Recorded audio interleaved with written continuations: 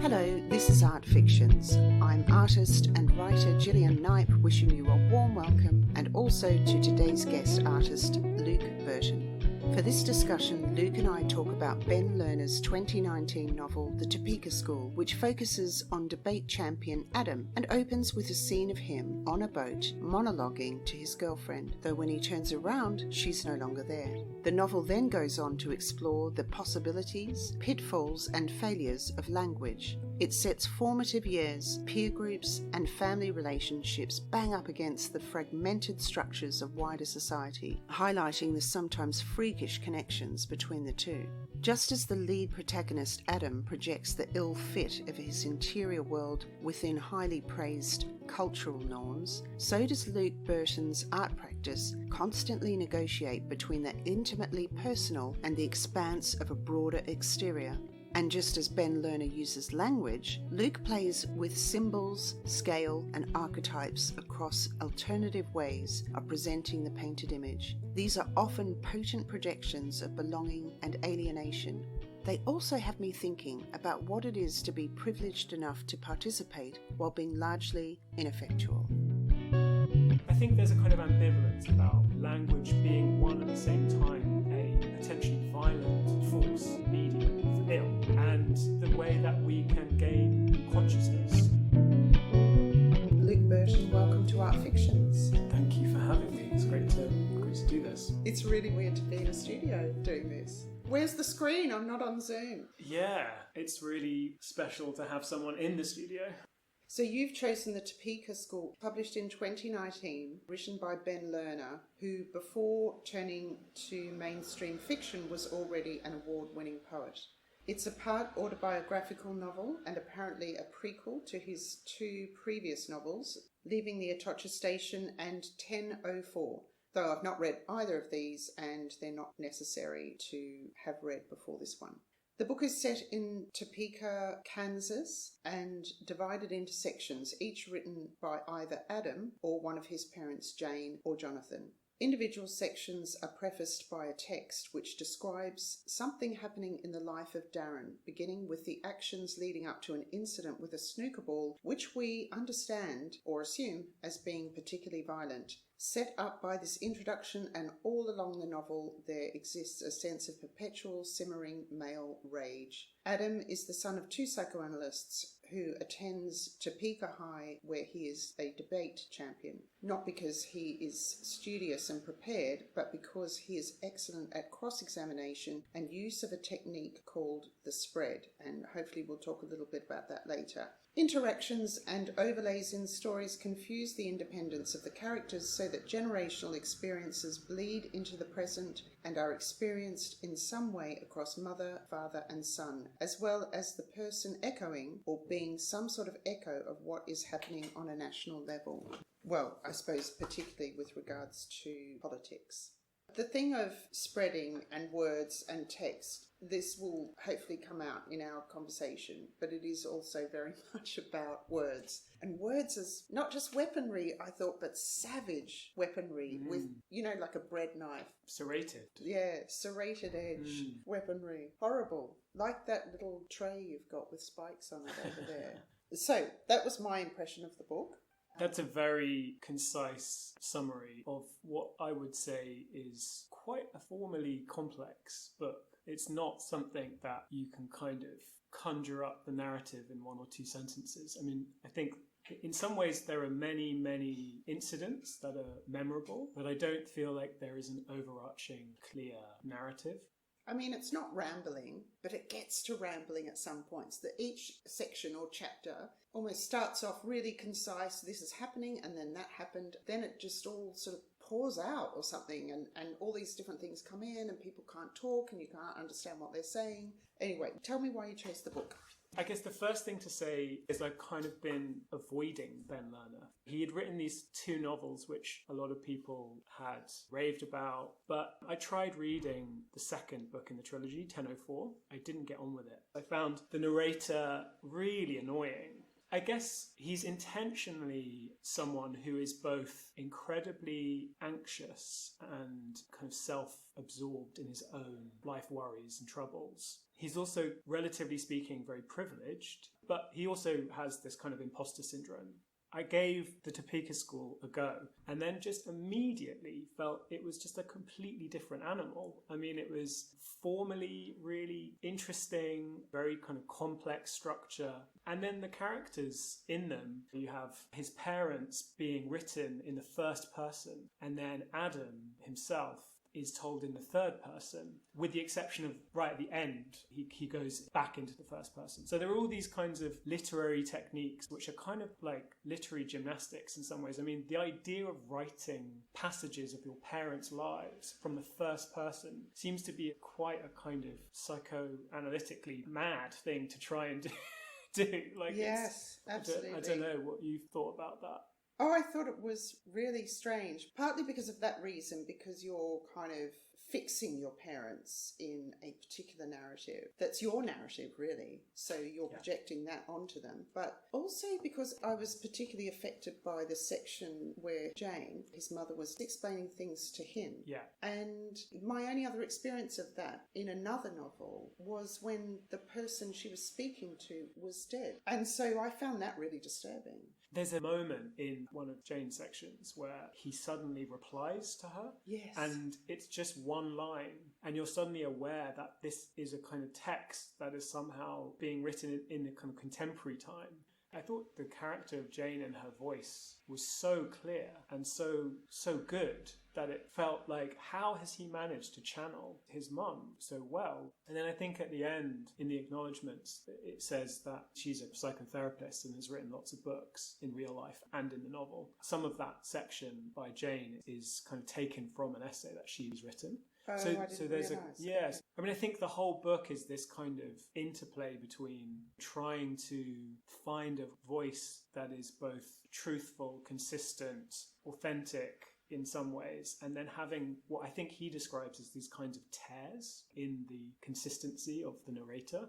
So you'll have these moments when suddenly the language, which you thought was built very well on solid kind of foundation, suddenly it kind of dissolves. Like Adam might become his father, or his, there'll be references to another minor character called Klaus, who's a kind of not really a protagonist, but his voice is often adopted. Like, it'll say in parentheses, in Klaus's voice. Oh, yes. There are these moments of prose which you're supposed to suddenly read as this kind of octogenarian Viennese emigre, and it's a teenager. So there are all these kind of weird like fissures in the kind of prose, which I think are really, really intentional and interesting. I thought it really very succinctly demonstrated how children copy their parents or how parents are models for their children to behave. I mean, I remember being in a children's indoor playground when my kids were very young, and a man was smacking his son for having hit another child. And it was just the simplest scenario of, do you see what you're doing? It was completely bizarre. But that's exactly what the book plays out, I think, in all of the characters. The book is so much about, like, what do we inherit? What can we take on consciously? And what do we take on unconsciously, both from our parents and from, society? And to some extent, the book is, what are the things that you're hiding from yourself? And what are the things that you hide from others? And what are the things that you're kind of trying to present consciously and then unconsciously can't help but present? We have all these tics, all these sets of behaviour that we adopt, and some of them don't have serious consequences, but some of them are inherently violent, and that's definitely what seems to be going on in the book. I thought the other thing that all those kind of overlays and confusions led to was some sort of possibility of opening up, say certainly Jane. She's been sexually abused by her father, and it is really quite upsetting to read.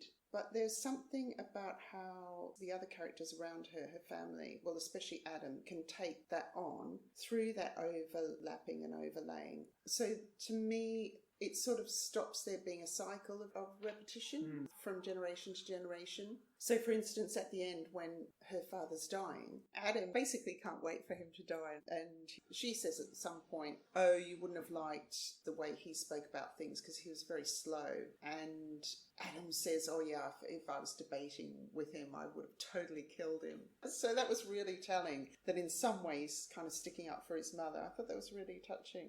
But on to the thing about rage. So I did look up all these reviews, and I did find an interview by Lydia Haas. She said that Lerner has partly built this novel by reconstructing a 2012 magazine essay about his youth called Contest of Words, which set about some intriguing arguments about the deterioration of US political discourse and the roots of a frighteningly empty, unaccountable form of white male rage and violence. So what is your take on that?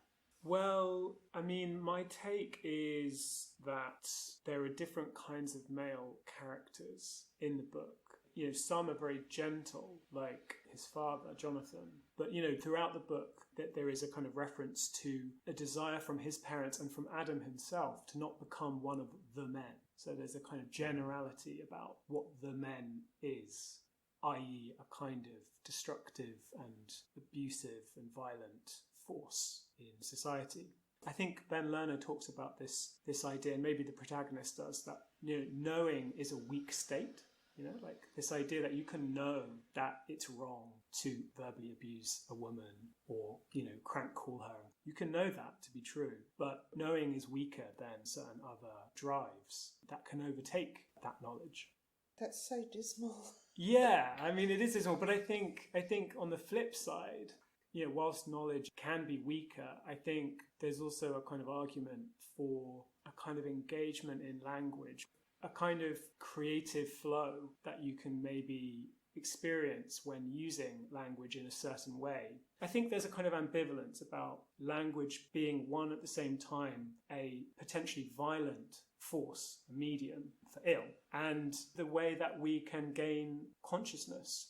The whole book is set in the backdrop of a psychotherapeutic foundation, that is the school in the Topeka School. His parents are members of this foundation, and most psychotherapy is about talking. So yeah, there's this kind of deep kind of ambivalence about the powers of language. Language is a spell to cast against kind of bad forces, like the character of Darren has these common schoolyard spells like sticks and stones won't break my bones, you know. Poor Darren. Poor Darren. Just to explain Darren very briefly, Yeah. He is not like the other boys. There's a lovely little passage, and this is a shortened version of it. It's actually a description of Darren and Adam's peers. Resentment and empathy and nostalgia and anxiety lived without their knowledge in their bodies, led them to stand just so, angled their shoulders thusly, opened or closed their faces, cut their hair. No individual choreographed the sequence into which Darren was absorbed. So Darren is on the outside of them, and what would you call him? He's... Well, Lerner calls him like a figure of surplus, which I think is a very abstract way to describe a human being. But what does that mean? Well, I think the way you described him as being on the outside. Yeah. Right? So he's this kind of extra. He is kind of somehow in excess of the conventional social dynamic and milieu that Adam exists in. So he exists as this kind of person that is either accommodated by them or is alienated by them, but he has no real agency, and you never hear him speak in the book. He's a kind of silent character, and the book is obviously about different ways that people access language for different functions, and Darren seemingly is without language almost, you know. But I think there's a kind of ongoing thread, which is what your passage describes quite well, I think, about, again, this kind of ambivalence about, do we include Darren? How do we include him? What does he bring to the group? And sometimes we just want to exclude him, and excluding him actually, to some extent, both in a societal level, but in a kind of interpersonal level in their group, has really destructive consequences. Yeah, he seems to copy them. And so he, in the end, performs this quite violent act, which is presupposed at the beginning of the novel. But I felt it was as a result of them. He was physically acting out their cruelty, which they had directed towards him. Yeah, I mean, I think who is responsible for Darren's violence? I think it's incredibly ambiguous. And again, it comes back to this kind of culture, nature, nurture. But at the core of it, there does remain some sort of mystery, I thought, because Klaus, who is such a dear character, he's an older therapist, and there's suspicion by Jonathan he's not even a very good one, but he's got such a convincing accent. Somehow people find this very soothing. And his background is that he's made a deal to get his wife and child out of Germany, but instead he unwittingly pays for clearly 2 bullets in the head for both of them in the woods. It's just so catastrophic. And his parents and sisters have died in Auschwitz, and in terms of when he comes over to America, he really struggled with the contemporary youth that he found in America. At one point it says he could not take these kids with their refrigerators full of food, their air conditioning and television, their freedom from stigma or state violence seriously. What could be more obvious than the fact that they did not know what suffering was? That if they suffered from anything, it was precisely this lack of suffering. On the other hand, Klaus took them very seriously indeed. They are told constantly that they are individuals, rugged even, but in fact they are emptied out, isolate mass men without a mass, although they're not men, but perpetual boys, without religion on the one hand or a charismatic leader on the other. In a word, they are overfed. In a word, they are starving. That's when the poet really comes into play, doesn't it? That's brilliant. It's really beautiful. Yeah. And it does feel like that. You know, almost, what was that film about juvenile delinquents with Rebel Without a Cause? Oh, yeah. That's what I felt he was describing. Well, yeah, I mean, he's definitely describing this kind of contradiction in suffering and privilege. Like, on the one hand, of course, you and me, have not suffered in the way that someone who's gone through the Holocaust has suffered. But the book is kind of, in a way, asking this a kind of question about suffering still happens all the time with everyone, even if it is relative, no matter what circumstances, what conditions you live under. And I guess to some extent Ben Lerner, and the protagonist is, he's a complete figure of privilege. He's white, he's middle class, he's educated, he's successful. So what does a book about suffering look like when it's written by someone like that? How can it be justified? I think he's trying to kind of figure out a way of thinking about that kind of privilege. One of the ways he addresses it is you have to describe a kind of complicity. You have to describe how these white male middle class figures engage in perpetuating a kind of violence, which brings suffering on other people, but also to themselves. Adam suffers after the kind of violence that he produces. Sorry, what do you mean by that? Well, the whole book is a kind of meditation on trying to kind of describe and understand and get past these kinds of instinctive performances of violence. So I'm thinking at the end of the book, he has this confrontation with a parent. It's kind of contemporary times, and he's an adult and he has 2 kids, and he's in the children's playground, as you were describing. They're very telling cases. Yeah, right. Well, they're theatres of playing out these kind of inherited behaviours. But he has a confrontation with another parent whose son is refusing to get off the top of the slide. And he initially politely says, can you tell your son to let my daughters have a go? And he says, no, let them figure it out themselves. And, he slaps the phone that the father is using to the ground. And there's a kind of sense that they're, it's gonna turn ugly. But I think it's worse than that, because the boy not only won't let the girls play, but he specifically doesn't want girls there because girls are horrible, and he does this whole thing about how disgusting girls are. It's just vile. Yeah, but it's also a child. Yeah, I suppose what Adam recognises is, where is that coming from? But that whole scene is narrated. He knows what is happening to him as it's happening. He can feel the anger bubbling up inside him. He can feel that he doesn't want to do what he's about to do, what feels like an inevitable act of violence, but he can't help it in the end. So again, this phrase, like knowing is a weak state, the book seems to just be so much about these things that people can't help but do and trying to then meditate on that fact. So Klaus sets up this question mark or this bafflement that he feels of how can these people be angry? What on earth are they angry about? They're probably angry that they've got nothing to be angry about, and yet they have got something to be angry about because they are angry. But I didn't feel there was any big insight into what white middle-class men are angry about. I don't know if there's a why. I think it's like they are embodied anger. I think they learn anger from what is around them, from societal examples like right-wing misogynistic politicians or liberal, gentle dads, but who have illicit affairs, you know. I think you can't really say how it happens because it's so deeply, profoundly embedded on a societal level. It's this will to violence, politically and societally, and middle-class white men are the protagonists of that. Yeah, when you're talking, it does make me think about, well, a couple of things. One is, of course, the sort of micro-macro that's throughout the book, where you get something happening on a personal level that's also happening on a national level, and each feeding the other. And that did remind me, for instance, of, I can't remember which fool was in power, but, some privileged white man. Oh, I think it was Tony Blair, who said, on the one hand, let's invade Iraq just in case they come after us with some weapons that they've got hidden so well that they may or may not exist. So let's do that as a preventative measure.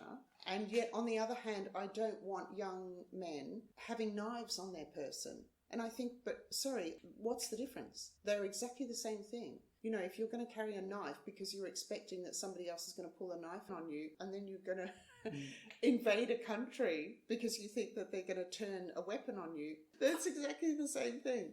But when you're talking as well, you're talking about this violence and anger almost in the same breath. But of course, we know that they're very different. And Jane is super angry and super frustrated because she has all these experiences of terrible hypocrisy and sexism. She's told that when she stands up for equal pay, for instance, that...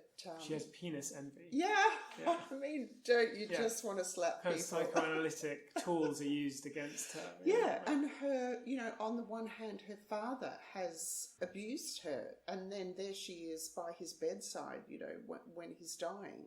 And also, I think she's really interesting in terms of her professional life. She's like a public therapist in a way. Yeah, so she's very successful, yeah. She writes books that are very intentionally written in accessible language, and she's basically a known figure.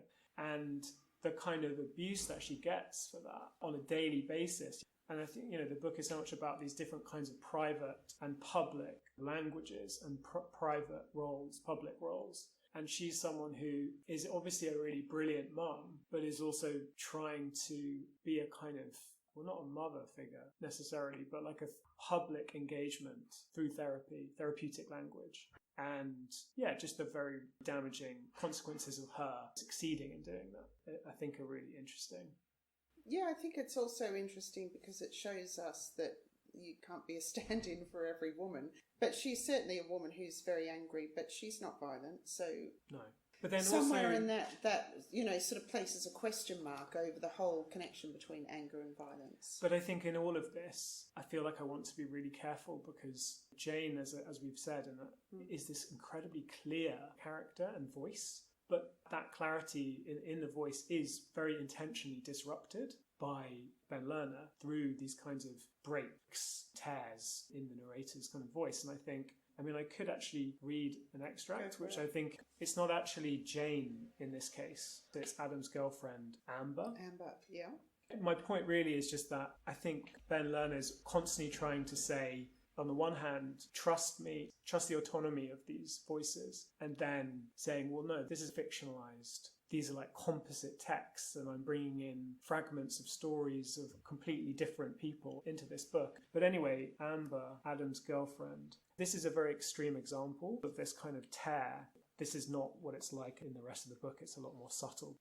Amber began to speak. Even though my mum doesn't want me going too far out of the state, I bet she could be convinced that I have to move east to find the right mix of dance and academics. She has a niece who went to Swarthmore, which is basically Philadelphia, and that's a long drive to Providence or a short one to New York. I don't know if I could get in because my transcripts from West have a bunch of C's because I was fucking around, but I'm 4.0 since then, 790 math SAT. And while I'm not a dorky debate champion, I can write a good essay, or you will for me, or there are other schools. Did you know there's a medical school in the Bahamas where you can go and then come back here and be a doctor? How great would that be? After college, I'll be there learning how to operate and then be chilling on the beach, stoned as fuck. That's what I'll do if dance doesn't work out. Maybe pediatric. Like how they fixed my brother's arteries because he was born with them reversed. That's why he couldn't play football, even though he's awesome. I'm not saying we're going to be some kind of couple always, but I want to be in New York some weekend with you. I want to go to the museum and ride in one of those horse and buggy things to the park like your dad did after his bad trip, and make some other memories there. Like we could see art or hear music or poetry or something, or the clubs, or just walk around the streets from movies. You don't know how much, when you're not being an arsehole, I love being with you, how it feels to know the sameness and the difference. There's this kind of very cohesive story by Amber about her desire to just go and be with Adam in his new university in New York. And then it just moves into this completely abstract prose. Again, Amber, like now, the wide and vacant blurrings of my early life thicken in my mind. We just need fake IDs. Scarce know I at any time whether I tell you real things or the unrealist dreams. If you rub this plant between your hands, the streetlights will go out, the sirens on. Hale-Bopp is about to pass perihelion, a trail of blue gas pointing away from the sun, blue ice. You'll see it if you shut your eyes and press. Always in me, the solidest things melt into dreams and dreams into solidities. There is a spaceship behind it, and while we lie here, the members of Heaven's Gate are mixing phenobarbital and apple sauce and vodka and climbing into their bunk beds and covering their heads with purple cloth so that they may be transported from their bodies, and this planet where history has ended, class of 97. I didn't know what she was going on about in that. And I think that's definitely the point. I mean, I think there are all these little moments where the voice is super clear and then suddenly there'll just be pockets of excess almost. You can't really get to grips with what you're reading. And I think that's so connected with the high school debates and the techniques that they use. The spread, which you were mentioning. So the spread is a cramming of as many arguments as possible in your opening statement, thereby ensuring your opponent cannot possibly respond to each point within their allotted time. So it's a way of detaching policy debate from the real world so that the debate becomes a thing within itself and its content becomes irrelevant. And I felt that that's what she's doing. And so there's this massive disconnection between them. And it becomes like the very beginning of the book where he and Amber are on a boat and he's been monologuing on and he turns around and she's not even in the boat anymore. And he's absolutely petrified as to where she is. And he goes looking for her, and then he goes into what he thinks is her house, and he has this particular experience. Did you want to read? Yeah, so I could read that. So that's right. That's at the beginning. That's the first. It's such chapter. A great setup for the book.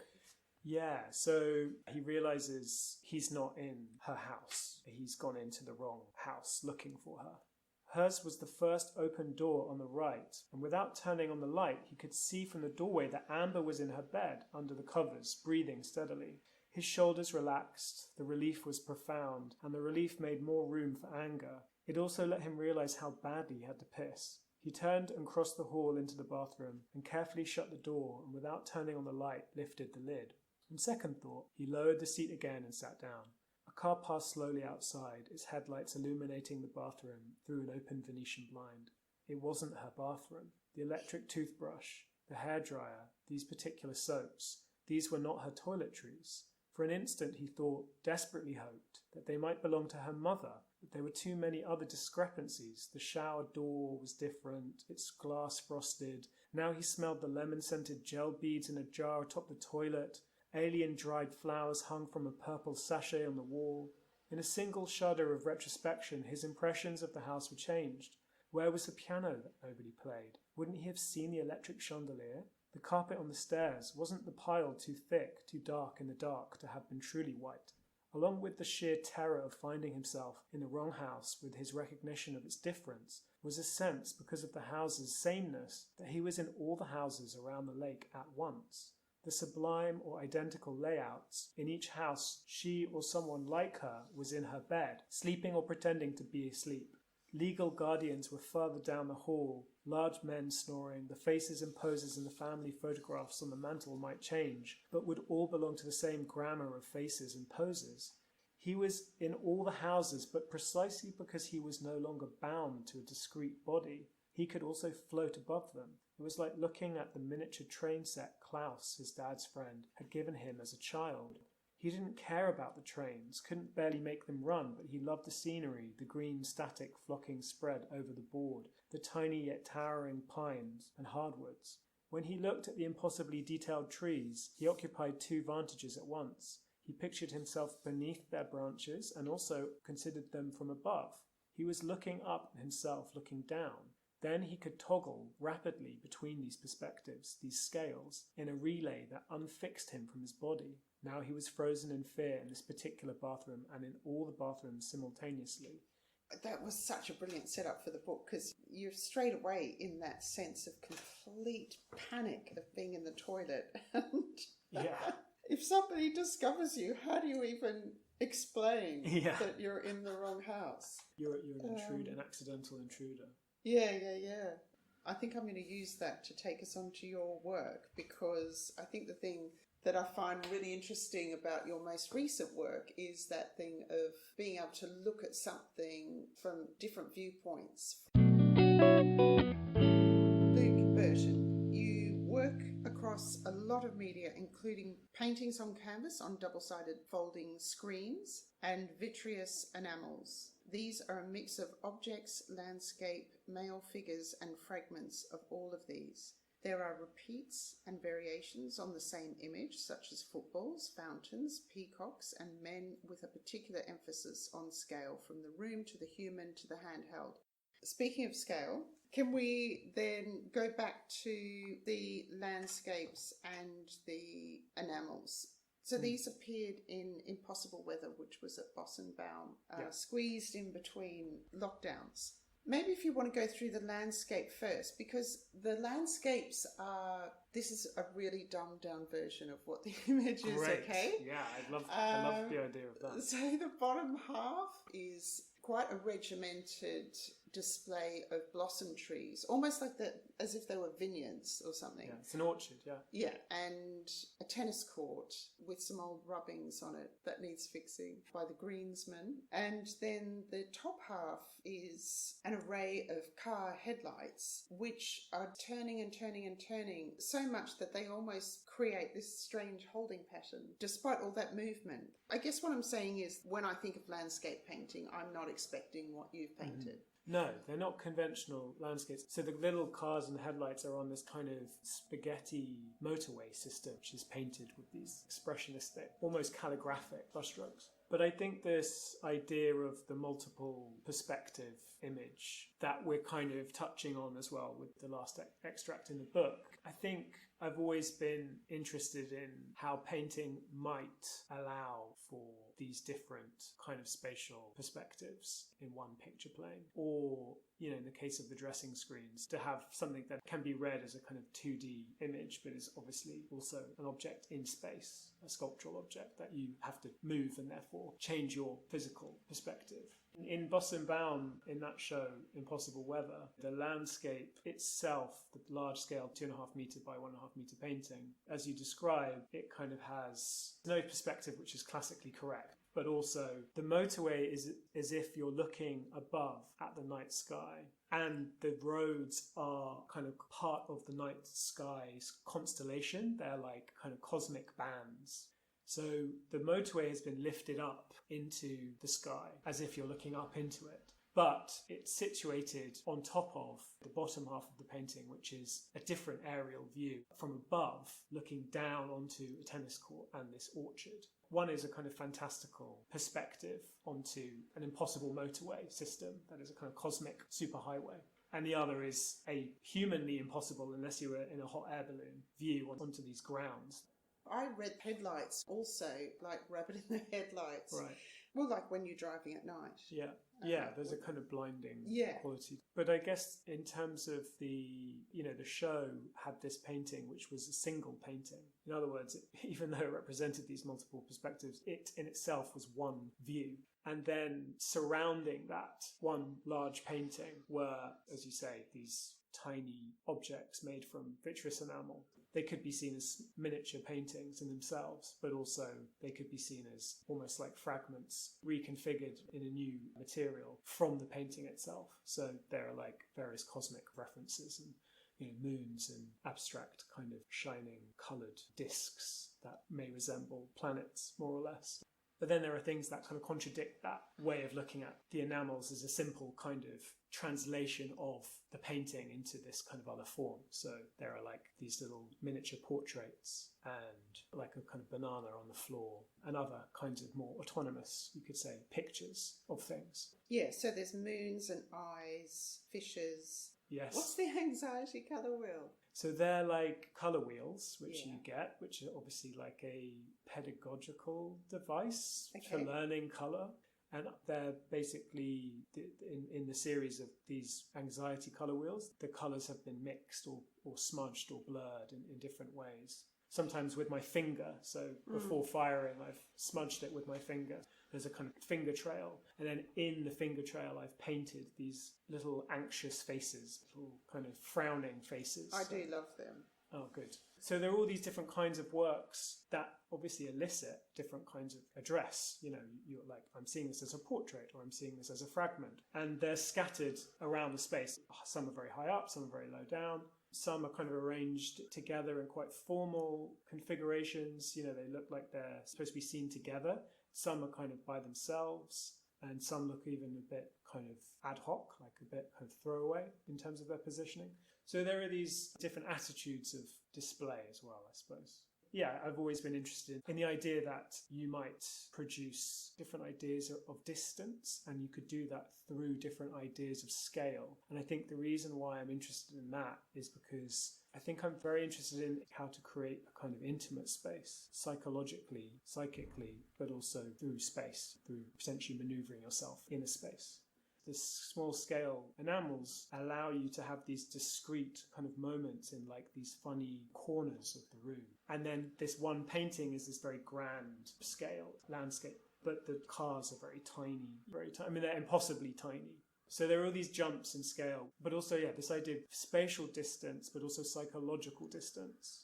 So I want to understand more about this psychological distance, because I wonder if perhaps you're assuming that I know exactly what you're talking about, but it's such a broad term. But also when I look at them, I guess I am thinking about a sort of metaphysical or a quantum level of image. So, obviously it's not a translation of bits of the painting made into enamel, but maybe if you could look at painting or landscape in a sort of another realm, you would get these little particles. Like there's a line in the book, it's to Darren, that if you smell something, you get a little particle of that thing inside you. Are they the phosphenes? Is that the I'm terrible with science language? Yeah, and I guess I'm not so much interested in the actual sciencey part of that as much as the idea of that. It's really, really enchanting. But come back to the psychological distance. Well, I really loved what you said. I don't think I was really thinking about it in those terms. But the psychological distance, I guess to some extent, I think it's about this idea of the archetype. So in the painting, there is nothing that is observed as such, like nothing is strictly painted from observation. The image is from a remembered space that I was living in at the time at Girton College in Cambridge.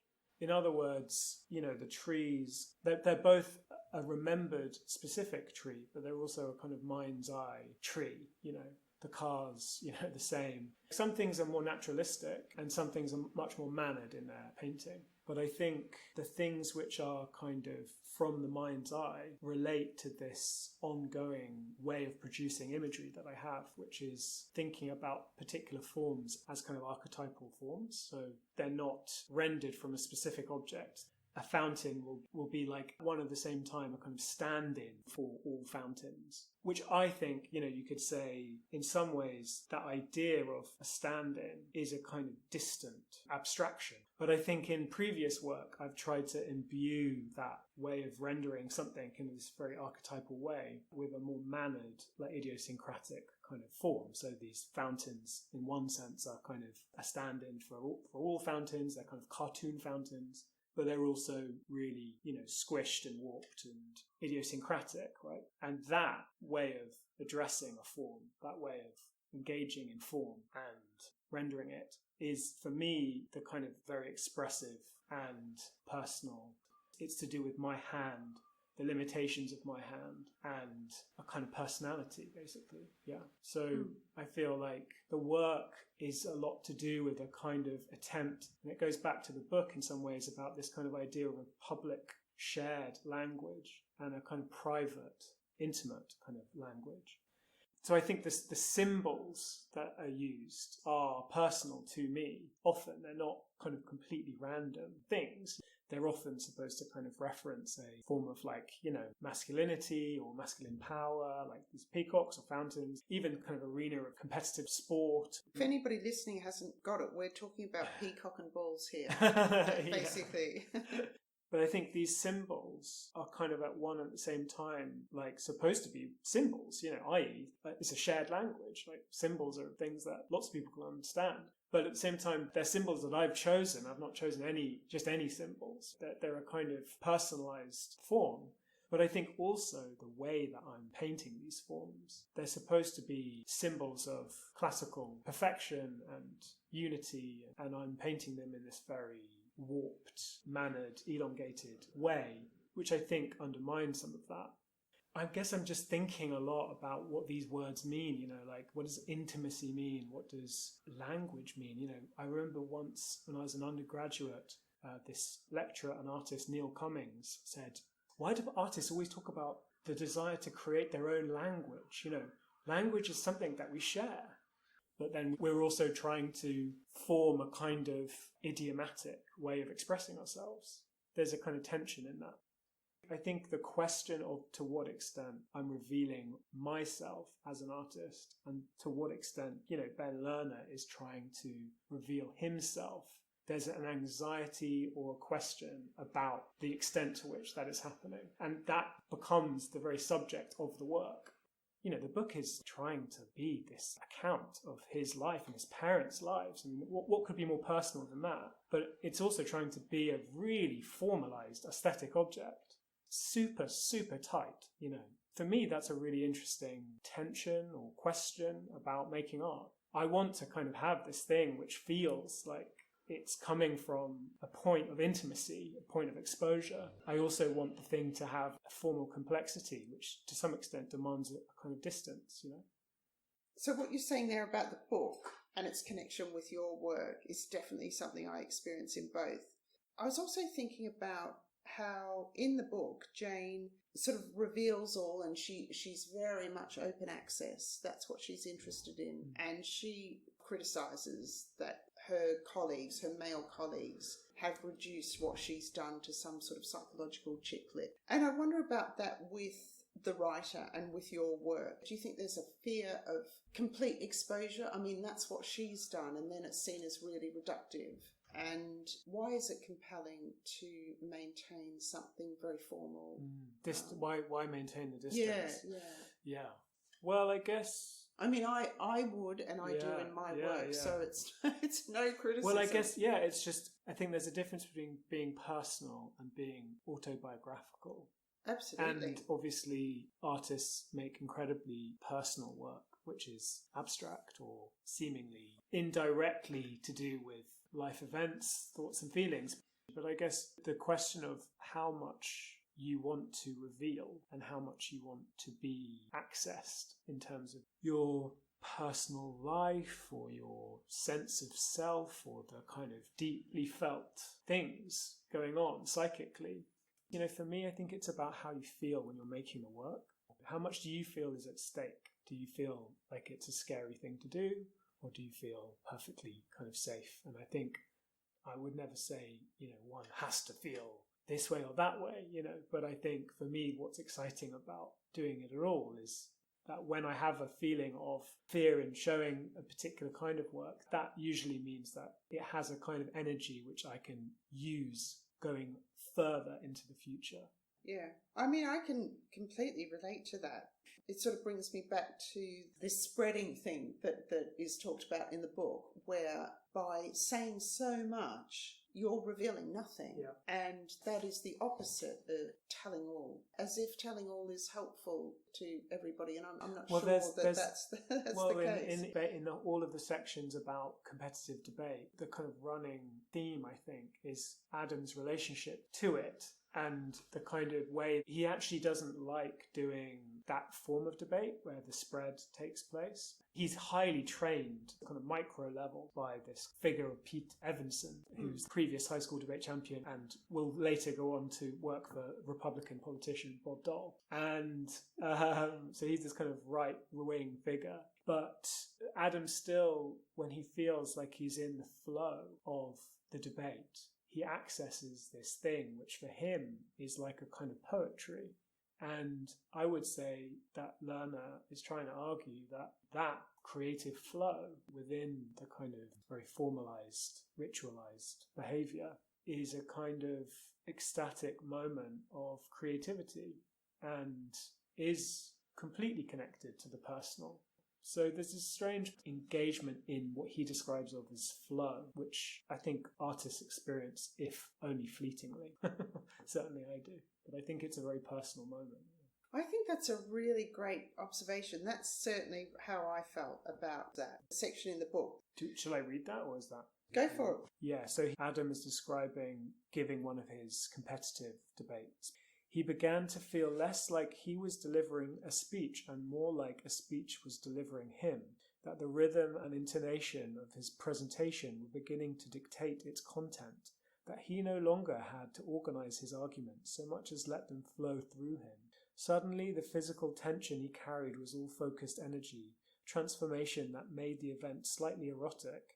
If the language coursing through him was about the supposedly catastrophic events of ending the government's Stingray surveillance program, or the affirmative speaker's failure to prove solvency, he was nevertheless more in the realm of poetry than of prose.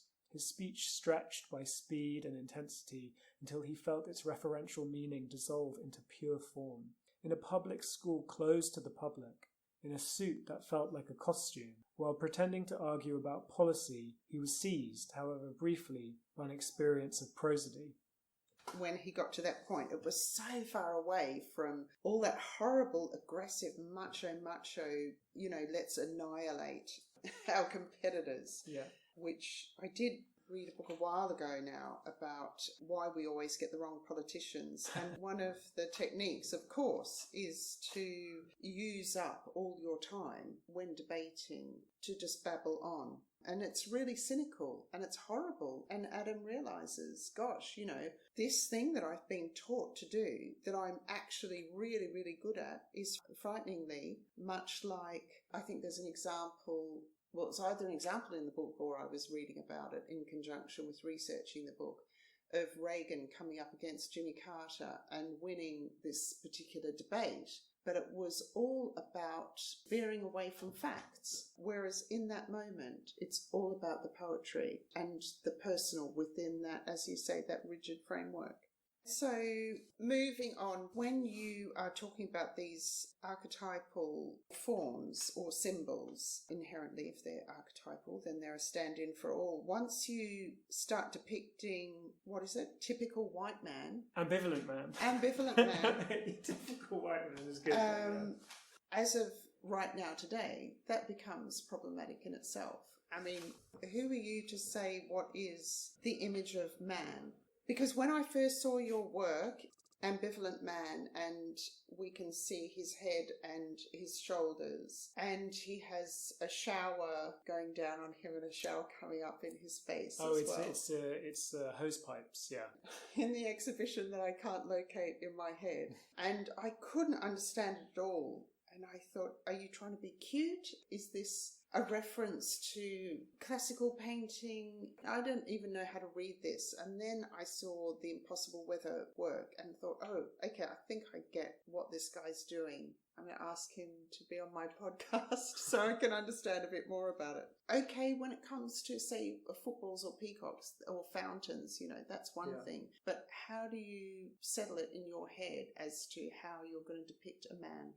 Well, okay, so that's a very good question, and I'm not sure I have totally clear and coherent answer, but I think, firstly, I would say that what I'm not trying to do is trying to represent man, as in humanity, but what I would say is maybe I'm trying to represent the common historical representation of man, as in, the idea of even saying man does this and man does that, right? So we have that. It's obviously completely politically out of favour, but it's still a concept that we understand. And likewise, femininity or manhood and womanhood being represented in a single figure, that's also a very common trope, right, historically, and it's usually a white figure. So I'm engaging in that history, not because I want to perpetuate that history. In fact, that's in some ways why it's called Ambivalent Man. It's about this idea of complicity as well that I was trying to talk about before. This sense that as a subject, I am a white man.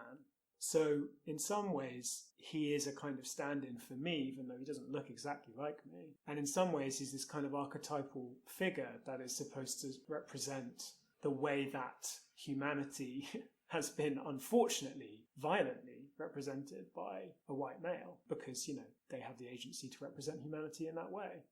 The ambivalence is coming into it through the fact that, well, if I want to represent myself in some way, then I can't represent myself in any other way, because I am that figure. But then I want to try and at least nod to that complicity. But they're not really white men as such, because they're boy men. Boy men, yeah, like in the book. Yeah, so that's a great segue into the concept of, what is it? All Americans are in a perpetual state of adolescence. Absolutely. I think that was something. It was something I'm paraphrasing, but that's what Ben Lerner says. Well, he's ambivalently aged, so he's very hirsute and hairy, but he's very youthful. You could say, what does the ambivalent mean? For me, at least, there's a shard of ambiguity in his gender. He's not this kind of, completely manly man, as it were, but he's also connects to, I guess, other Greek ideas of different kind of masculinity. So you're being ambiguous about the ambiguity as well. Yeah, I think that's right. And that's a terrible, ever-decreasing return. For me, what I'm trying to say, from the general to the particular, I'm kind of in a way the individual in that dynamic. I think that I'm trying to say that there is a kind of complicity there, and there's also a reason why, this is again a very complicated thing to try and talk about, but there's a reason why so much of the work is to do with like ornament and decoration and things that are essentially trying to kind of attract you and be this kind of hyper aestheticized kind of thing. It's because, on the one hand, I'm interested in those things, and I'm attracted to those kinds of patterns and forms, but also it's trying to lay the cards on the table to some extent and say, well, painting certainly is inherently decorative, inherently complicit in a kind of hierarchy of... Do you mean that it inherently contains hypocrisies within it? Or? Yeah, so I guess to some extent the work's references to decoration and ornament is asking a question about a lot of object-based contemporary art, whether it looks decorative or not. Like we were talking about Donald Judd before recording, and this thing was definitely not trying to look like this beautiful, snazzy, shiny, attractive thing. It had very, very serious-minded, conceptual, weighty, severe, restrained ambitions. But actually now, you look at these things, and to me, they look as decorative as anything else. Yeah, they're beautiful. Yeah, they're beautiful. But they're like some kind of Baroque IKEA or something. So speaking of the decorative, the enamel pieces, One of my attractions to that is the memory of being at a school fair and spending all my money on one necklace, which was a little enamel square on probably a little ribbon. And I absolutely adored it. But here was a scene of a house, and because it was a square and because it's on metal, of course, the edges of it were really sharp and quite nasty. And of course, I always think as an adult, yeah, that's quite accurate.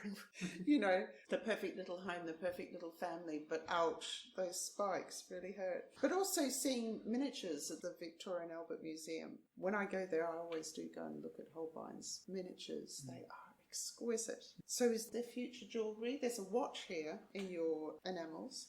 Yeah, I feel like I haven't even really started understanding how the enamels will develop. You know, that there are all these different paths that they could take.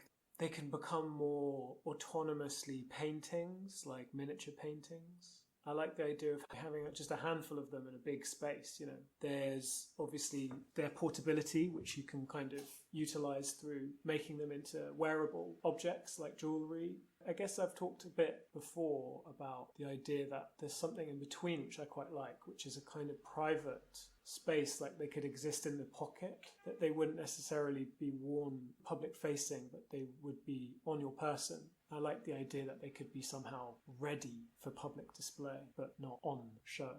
But there was one thought I had about this idea of decoration and ornament, which connects, I think, to the book in some ways, and also connects to like this kind of idea of kind of aesthetic order that we inherit. What do you mean by that? You know, obviously we think of ornament and decoration as this thing that's harmless and frilly. It's the kind of extra gloss of any given thing. It's not the main thing. And therefore I think it can kind of take on this kind of harmless quality. It's not taken seriously. But obviously, like all aesthetic, who decides? I mean, decoration comes from decorum. In other words, it's a kind of manners. It's a kind of formalized way of saying what is right and what is wrong. And who decides what is right and what is wrong in terms of an aesthetic order? We have inherited a set of decisions by people who have said to us, this is the order, this is what is right and what is wrong. And we're going to call it a language. The most famous book on decoration is The Grammar of Ornament by Owen Jones, a Victorian designer. And he was very, very much about making principles of design that you could adopt. And it was a colonial project where he went around the world and he took designs that he liked from Egypt and, you know, all around the world. And he put them into this absolutely beautiful, incredible, technically, print-wise book. He invented a form of printing to do it, to get kind of saturated colour.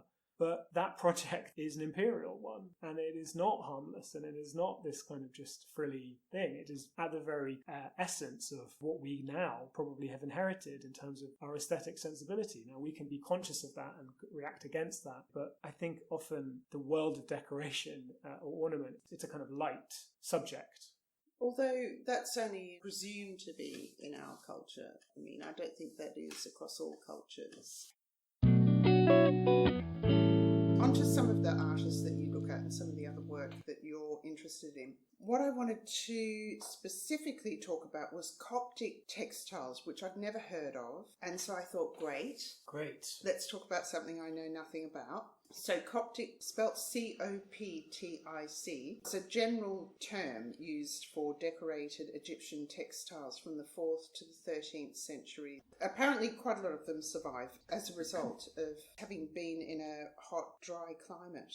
They're buried, but they're in the sand, basically. It preserves them. These are a great way into your work, actually, because you get those really simple figures and those eyes that I can see on the table just here in your works.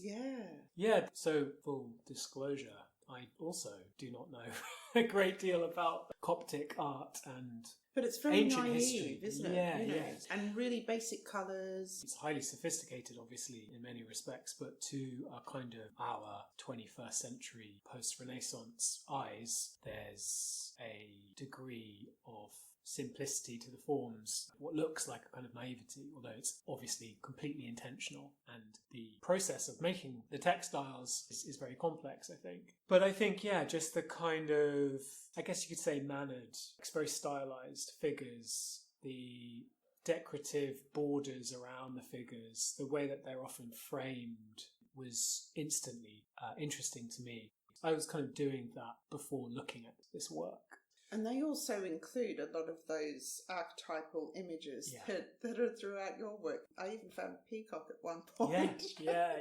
So what's also interesting about Coptic is the adjective Copt, which is a branch of Christianity, basically, that was in Egypt after the Greeks and Romans were there. So the aesthetic is a kind of fusion of Roman art and Byzantine aesthetic. So there's a kind of complexity to the way that all of these cultures operated as a kind of colonial hotbed or hot pot, if you will, melting pot. Yeah, they're also very practical. They're decorated, but they have a practical purpose, in the same way original context of gorgeous religious paintings that are on all sorts of shapes of panels, because of course they were doors for organs or they were altar surrounds. And of course that brings us very much to your work and that question of how something might be displayed and what's an image and what's an object. And you've got your folding screens that are two-sided, obviously a public side and a private side. Yeah, so I really like that tie-in with your work. Yeah, I mean, I guess it's really hard to see and understand the function of Coptic art because obviously they're textiles. There's something so compelling about their fragmentary nature at this point and the elusive quality.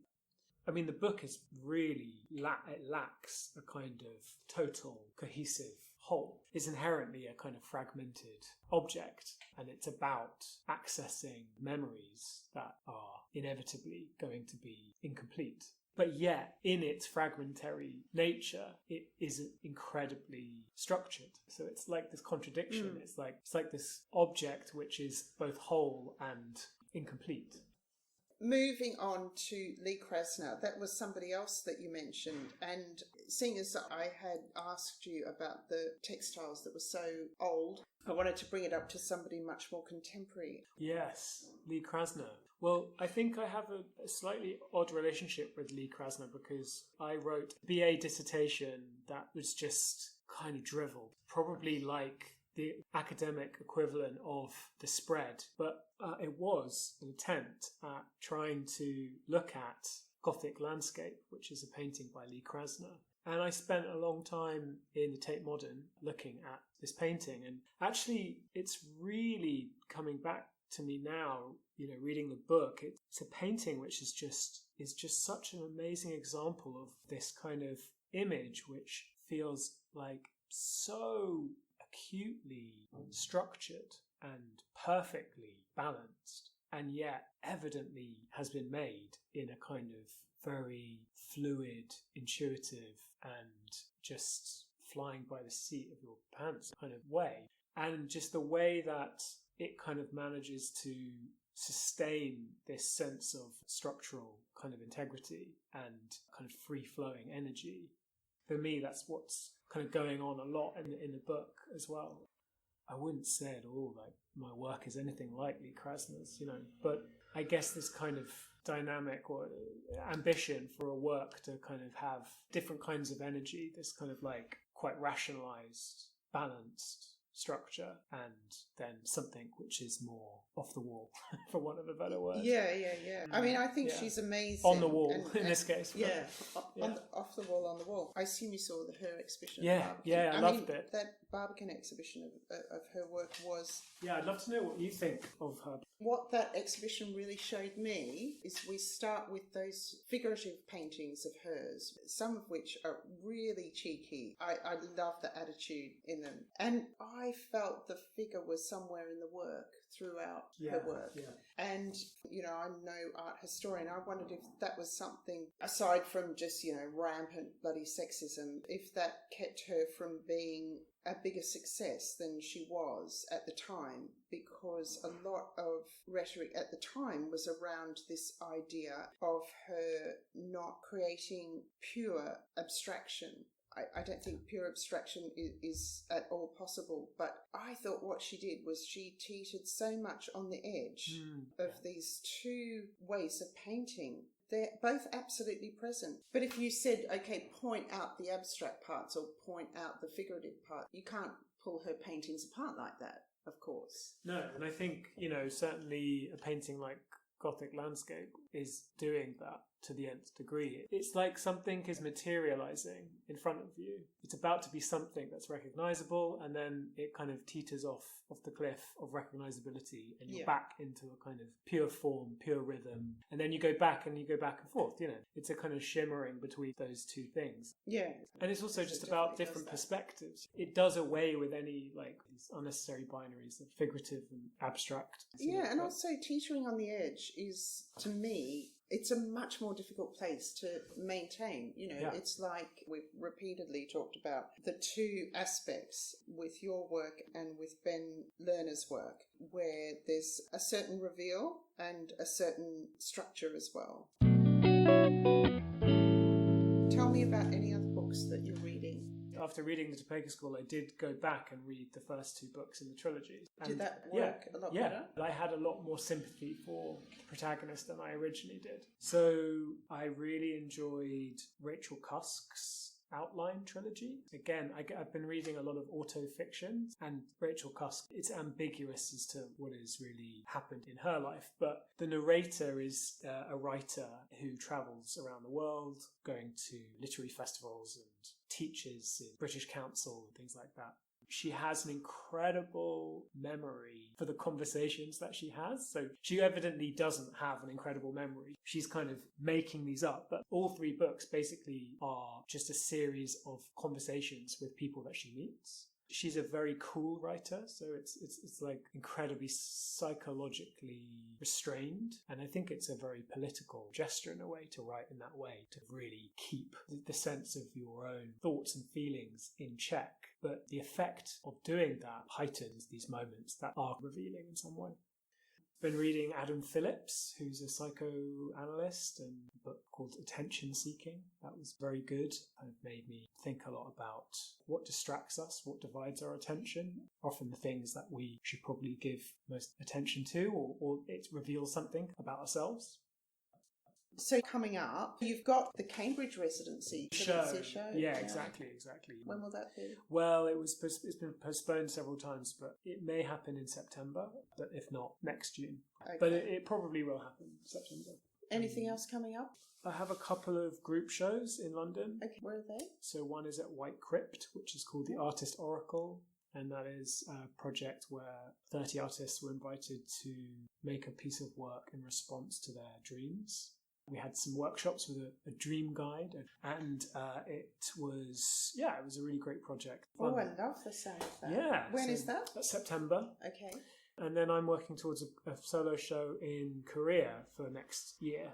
And is that going to be a continuation of the work from the residency? That I might bring some enamels, but okay. I think it would be more like a combination of screens. Oh, okay. Your signature. Painted screens. Well, I'm kind of going back. I haven't made a screen in two or 3 years, so it will be returning to that. But in a whole new, different version of the same thing kind of way. Yeah. Because so you're not the same person. No, I'm not the same person. And I'm not the same painter. And I'm painting in many ways quite differently, I think. But I'm still very, very attached to this two-sided quality of the screens and how you can construct space in particular ways. Or the awkwardness of kind of not constructing a space with this kind of temporary architecture. Yeah, so hopefully that will be February. Hopefully that will be not delayed. Yeah. Well, that sounds fantastic. So at this point, let's leave it there. Luke Burton, thanks very much for today. Thank you, Julia. It's been really fun. Thank you, listeners, and also many thanks to today's guest artist, Luke Burton. The music for this abridged podcast was written and performed by Griffin Knipe, while the award-winning animator Joanna Quinn of Beryl Productions created the Art Fictions logo. If you'd like to support the series, please subscribe and rate, and you are welcome to get in touch with me directly via my Instagram, ArtFictions2020. Happy reading, listening, and art viewing. Till next time. I didn't think we'd ever get to the end. How long have we been talking? Don't mention it. So I think this is partly me being completely out of practice, to be honest. I think, you know what? Being with another person in a room. So weird. But honestly, though, I really think this book is so